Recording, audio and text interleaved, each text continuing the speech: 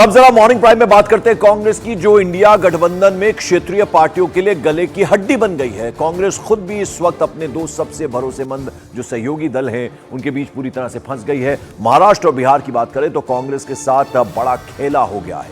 उद्धव ठाकरे और लालू प्रसाद यादव ने दो ऐसे फैसले कर दिए जिसके बाद कांग्रेस के नेता पार्टी लीडरशिप पर ही सवाल उठा रहे हैं। इन सबके बीच इंडिया गठबंधन के अंदर एकजुटता को लेकर एक बड़ा संकट पैदा हो गया है।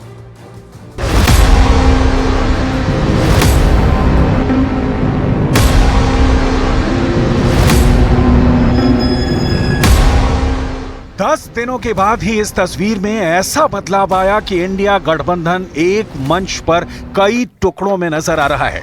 एक तरफ 17 मार्च और दूसरी तरफ 27 मार्च। 27 मार्च को आते आते सिर्फ 10 दिन के अंदर इस ताकत को बिखरते देखिए।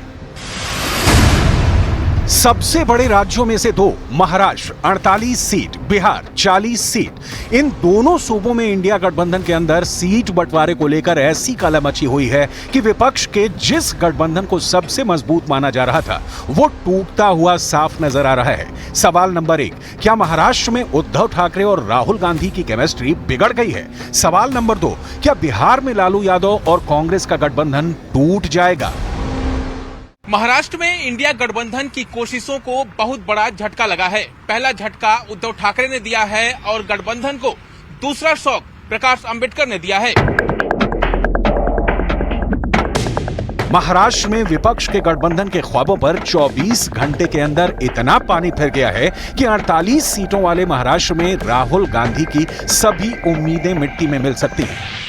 अभी तक सूत्रों से जो खबर सामने मिली है उसके मुताबिक उद्धव ठाकरे वाली शिवसेना 22 सीट पर लड़ेगी। देखिए 22 सीट पर लड़ेगी और साथ ही शरद पवार वाली एनसीपी 10 सीट पर लड़ेगी। साथ ही कांग्रेस 16 सीट पर, यानी सीधे सीधे तीनों सीटों का जो समीकरण है 48 सीटें इन्होंने आपस में बांट ली है। अब सवाल क्या है? सवाल यह है कि विवाद कहां है? तो विवाद समझिए, शिवसेना उद्धव गुट की 16 उम्मीदवारी की लिस्ट को यहां पर कांग्रेस ने एक तरफा फैसला बता दिया है। इसमें सांगली सीट पर अपना उम्मीदवार खड़ा भी कर दिया है, जबकि यह कांग्रेस की सीट यहां पर रही है। दूसरा झगड़ा बताते हैं कि आखिर कहां पर फंसा हुआ है। क्या यह पेंच है जहां की 6 सीटों में कांग्रेस को 2 सीट मिलने की उम्मीद थी, जबकि उद्धव ठाकरे ने कांग्रेस के लिए सिर्फ 1 सीट यहां पर छोड़ी। यानी कांग्रेस की डिमांड 2 सीट की थी और मिली उसे सिर्फ और सिर्फ यहां पर 1 सीट।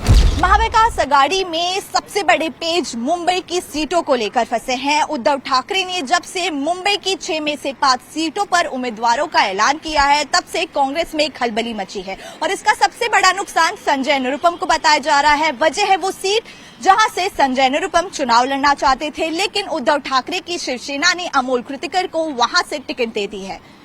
उस उम्मीदवार के ऊपर भ्रष्टाचार का आरोप है। जो खिचड़ी सप्लाई की गई थी उस खिचड़ी सप्लायर से उन्होंने दलाली खाई है। ऐसे खिचड़ी चोर उम्मीदवार को शिवसेना ने हमारे सर पे थोपा है। हम इसका सरासर विरोध करते हैं। कम से कम मैं ऐसे खिचड़ी चोर उम्मीदवार के लिए काम नहीं करूंगा। मैं अपने शीर्ष नेतृत्व से इतना ही कहना चाहूंगा कि मैं एक आध हफ्ते ज्यादा से ज्यादा अब इंतजार करूंगा। मुझे मालूम है आप लोगों के मन में चिंता यह होगी कि हम अगला निर्णय क्या ले रहे हैं। मैं साफ साफ कहना चाहता हूं कि मेरे सामने अब सारे विकल्प खुले हैं। महाविकास आघाड़ी का संकट गहरा है। मुंबई नॉर्थ वेस्ट और मुंबई साउथ सेंट्रल, ये दोनों सीट कांग्रेस के हाथ से जाने पर मुंबई कांग्रेस ठगा हुआ महसूस कर रही है। सबसे बड़ा सवाल है कि उद्धव ठाकरे और राहुल गांधी दोनों मिले और दोनों के बीच सीट शेयरिंग पर बात कहां फंस गई।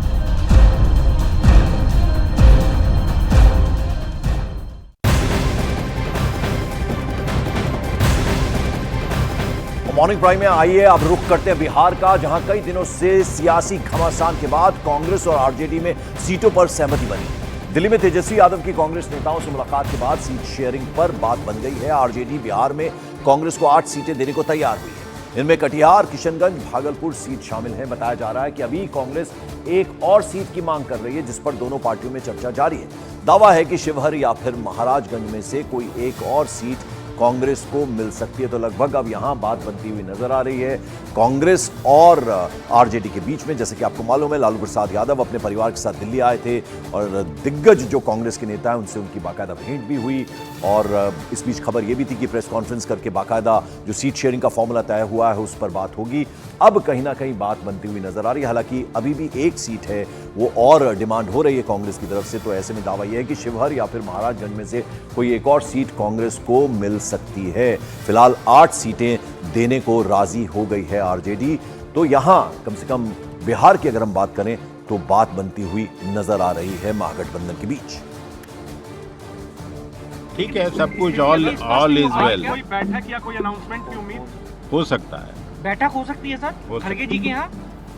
अब ये अभी कहाँ मालूम है हमको खुद ही कि हम कहाँ बोलें कि कहाँ हो सकती है, बट हो सकती है। 10 मिनट जो ये रहता है वो कोई पूर्णिया और कहीं का ये नहीं है, हो जाएगा। मतलब कोई ऐसा थोड़ी, कल ही आपको पता तेजस्वी जी ने खुद ही बोल दिया है, हो जाएगा। तो लंबे समय से जो खींचतान चल रही थी उसके बाद कांग्रेस को आरजेडी ने 8 सीटें दे दी है। हालांकि इसके बाद भी कई कांग्रेसी नेता इस सीट शेयरिंग से नाराज बताए जा रहे हैं। ये आपको बताते हैं कि कांग्रेस के खाते में कौन सी 8 सीटें आई हैं।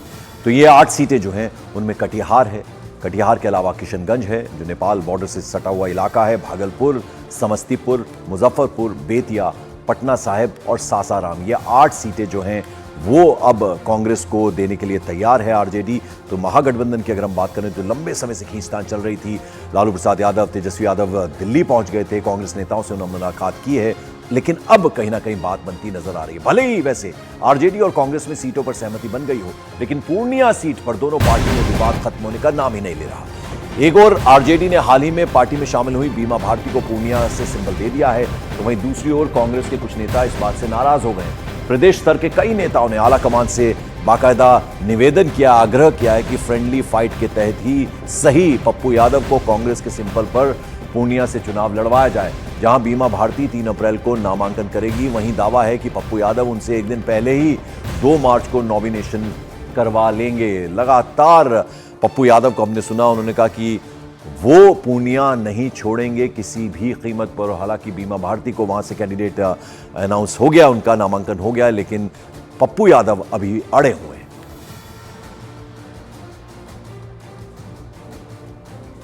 कोई टकराव नहीं है, कोई टकराव नहीं। क्या सब लोग हम भी आ रहे हैं, कोई टकराव ही नहीं है, कुछ नहीं है। हमारे महागठबंधन मजबूती के साथ पूरे बिहार में 40 सीट हम लोग जीतने जा रहे हैं। नॉमिनेशन 3 तारीख को हम देने जा रहे हैं। पूर्णिया की जनता जो मेरी जिंदगी का, मैं आपको क्या बोलूं कि मतलब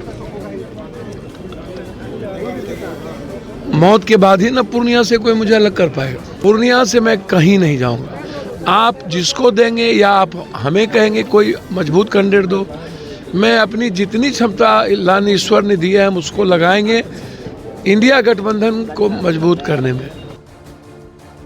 चंद्रमोहन कुमार मेरे सहयोगी इस वक्त पटना से हमारे साथ हैं। चंद्रमोहन, इंतजार इस बात का है कि कब वो प्रेस कॉन्फ्रेंस होगी जब बताया जाएगा कि बिहार में महागठबंधन में सब कुछ ठीक है।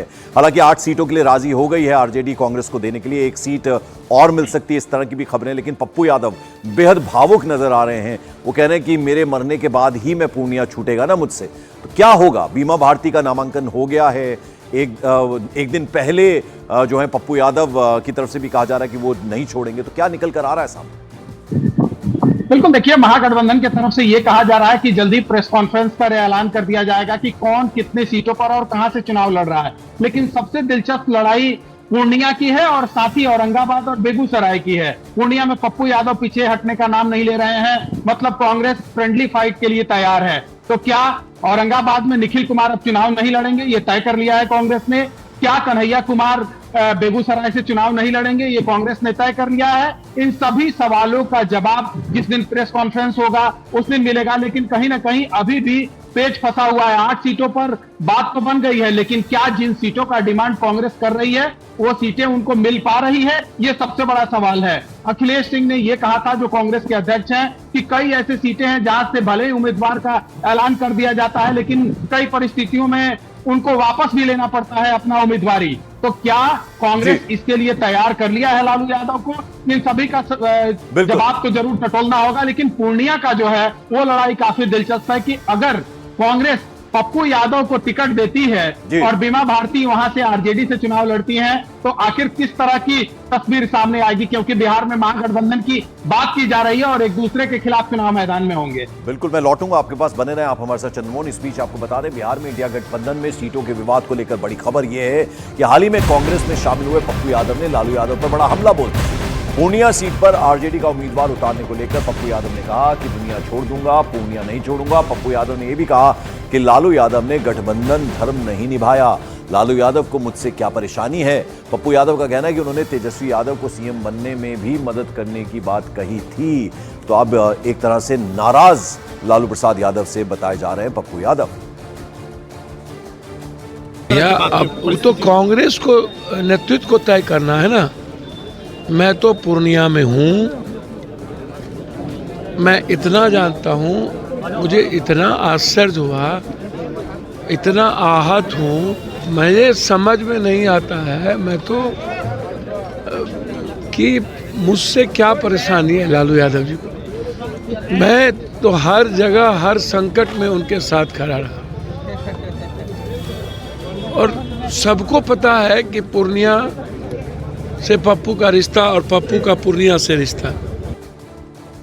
जितनी भी बातें चंद्रमोहन हम सुन रहे हैं पप्पू यादव के मुंह से, वो बेहद भावुक तरीके से अपनी बात कह रहे हैं। लालू प्रसाद यादव के साथ भेंट भी उन्होंने की थी, पिता समान उनको बताते हैं, और अब नाराज बताए जा रहे हैं। वो कह रहे हैं कि मेरे साथ एक तरह से धोखा हुआ है। बिल्कुल, और पप्पू यादव धोखे की बात इसलिए कर रहे हैं कि कांग्रेस में जिस दिन वो अपनी पार्टी का विलय करने जा रहे थे, ठीक उससे एक दिन पहले लालू यादव के आवास में जाकर तेजस्वी यादव, लालू यादव और राबड़ी देवी से उन्होंने मुलाकात की थी और कहीं ना कहीं यह बात भी उनको बताने की कोशिश की थी कि वो कांग्रेस की ओर अपनी पार्टी का विलय करने जा रहे हैं और वो पूर्णिया से चुनाव लड़ेंगे। तो आखिर क्या ऐसी बात हो गई जब तेजस्वी यादव और पप्पू यादव रात में 11 बजे उन्हीं के आवास में टहलते हुए नजर आ रहे थे, बात करते हुए नजर आ रहे थे, और दूसरे दिन जब पप्पू यादव अपनी पार्टी का विलय कांग्रेस में कर लिया और यह भी सामने बात आ गई कि पप्पू यादव पूर्णिया से चुनाव लड़ेंगे, बावजूद इसके आरजेडी ने अपना उम्मीदवार उतार दिया। तो कहीं ना कहीं महागठबंधन में परेशानी जरूर है, भले ही वो सामने नहीं आ पा रही है। और जिस तरह से पप्पू यादव ने सीधे तौर पर लालू यादव पर हमला बोला है, यह हमला न सिर्फ पप्पू यादव बोले हैं बल्कि इनके अलावा कांग्रेस के कई नेताओं ने यह सीधे तौर पर ऐलान कर दिया है कि लालू यादव ने बिना महागठबंधन में सीटों के बंटवारे का अपने उम्मीदवारों का ऐलान कर रहे हैं। तो आखिर ये कैसे संभव है कि गठबंधन ज्यादा दिनों तक चल पाए? हालांकि इंतजार करना होगा कि कब महागठबंधन का प्रेस कॉन्फ्रेंस होता है और यह ऐलान किया जाता है कि कौन कहां से और कितने सीटों पर चुनाव लड़ेगा। कहीं बहुत संक्षेप में बताइए चंद्रमोहन, ये स्ट्रैटेजी तो नहीं है? कांग्रेस, आरजेडी और पप्पू यादव के मिलकर कोई स्ट्रैटेजी तो नहीं है? बिल्कुल, देखिए ये स्ट्रैटेजी तो अब तक नजर नहीं आ रही है, क्योंकि अगर कहीं पूर्णिया की अगर आप बात कर लीजिए, पप्पू यादव एक तरफ चुनाव लड़ते हैं, बीमा भारती चुनाव लड़ती है, तो जाहिर सी बात है ये एक दूसरे का वोट काटेंगे और ऐसे में तीसरे यानी एनडीए को फायदा होने जा रहा है। तो स्ट्रैटेजी नहीं कहा जा सकता है, क्योंकि ये अपने पैर में कुल्हाड़ी मारने जैसी बात हो जाएगी अगर एक दूसरे के खिलाफ चुनाव मैदान में उतरते हैं, चाहे वो पप्पू यादव बीमा भारती के खिलाफ चुनाव मैदान में उतरे या बीमा भारती पप्पू यादव के खिलाफ चुनाव मैदान में उतरे। बहुत बहुत शुक्रिया इस अपडेट, इस जानकारी के लिए आपका चंद्रमोहन कुमार।